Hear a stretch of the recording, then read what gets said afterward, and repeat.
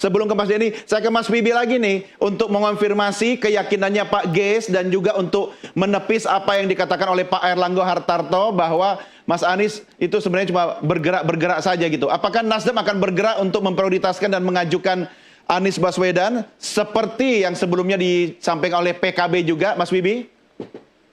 Ya, betul sekali ya. Apa yang dikatakan Bang Ges itu adalah bagaimana kita di Nasdem itu memang kita absolut ya, bahwa kita mempunyai otoritas dalam hal memutuskan siapa calon daripada kepala daerah yang kita usung.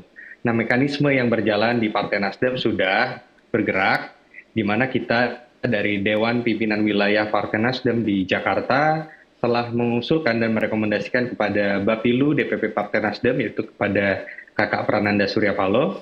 Itu ada 3 nama memang kemarin, tanggal 5 Juni yang lalu.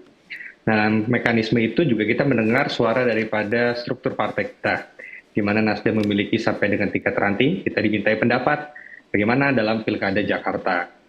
Dalam mekanisme internal tersebut, memang banyak suara-suara yang dominan meminta kembali Bapak Anies Rashid Baswedan, our former governor kita, untuk maju kembali. Tapi juga ada nama yang dari kader kita internal, yaitu adalah Bang Ahmad Saroni, dan saya mungkin mewakili daripada generasi muda Partai Nasdem.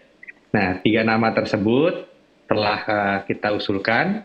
Sekarang kita dari tingkat wilayah Partai Nasdem Jakarta menunggu arahan lebih lanjut daripada Bapilu DPP terkait dengan keputusan yang akan nanti disampaikan. Karena memang kalau kita di Partai Nasdem sekarang dalam periode yang terbaru ini kita tidak memiliki kursi yang cukup untuk mengusung Bapak Anies Baswedan sendirian. Kita membutuhkan juga mitra koalisi di tingkat Jakarta, karena Nasdem harus memiliki 11 kursi. Yang kita pahami kita butuh 22 kursi. Nah, ini kan membutuhkan kursi yang partai yang lebih. Dan yang saya dengar juga dari teman-teman di tingkat yang lain, juga di partai yang lain, rekomendasi dan usulan itu baru juga di tingkat wilayah. Seperti halnya PKB juga masih di tingkat wilayah, PKS juga di tingkat wilayah, juga PDI Perjuangan sekalipun juga mengusulkan nama Bapak Anies untuk maju di Jakarta, itu juga di tingkat wilayah.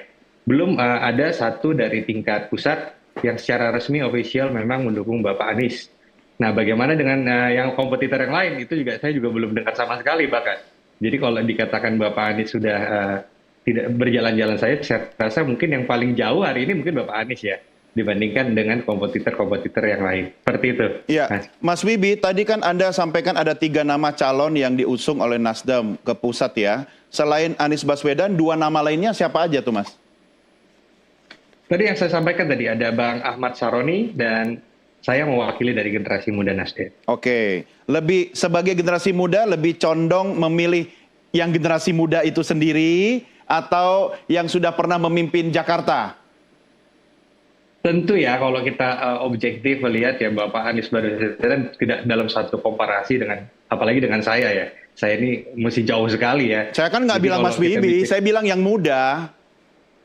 Bagaimana, Mas? Saya kan nggak condong langsung bilang Mas Bibi, saya bilang yang muda. Kan di Nasdem juga banyak yang muda selain Mas Bibi kan? Iya, ada 3 nama yang sudah diusulkan di tingkat wilayah kepada pusat. Yang ketiga nama itu ada Pak Anies, Bang Ahmad Saroni, dan saya sendiri. Tapi Mas Bibi kan cukup confident ya untuk maju ya? Kalau saya pribadi memang sih jauh lah. Ini butuh banyak proses belajar. Saya rasa ini bukan satu hal yang untuk dikompilasi, tapi lebih kepada kita mendengar daripada suara daripada teman-teman internal Nasdem. Mas Bibi, ini pernyataan seorang Wibi Andrino yang rendah hati atau sinyal bahwa pusat belum tentu meluluskan Anies Baswedan, begitu?